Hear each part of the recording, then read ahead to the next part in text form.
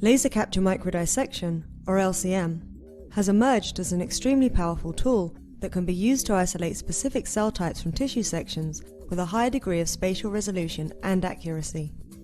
Here, LCM is used to dissect peripheral neurons from third Instar Drosophila larvae.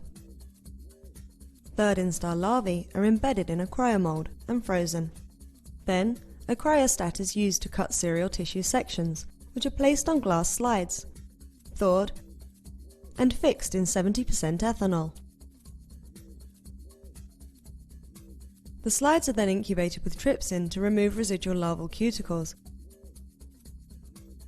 and subjected to dehydration via an ethanol gradient and xylene clearing.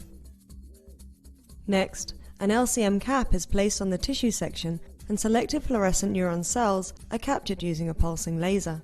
Finally, RNA is isolated from the captured cells for downstream applications, such as quantitative RT-PCR or microarray analyses.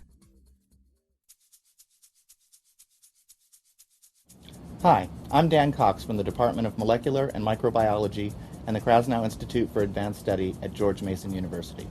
Hi, I'm Eswar Iyer from the laboratory of Dr. Dan Cox. Today we will show you a procedure for cell isolation and RNA purification of single or multiple Drosophila peripheral neurons using laser capture microdissection. We use this procedure in our laboratory to study the molecular mechanisms mediating class-specific dendrite morphogenesis. So let's get started. All of the procedures shown in this video are carried out in strictly RNase-free conditions.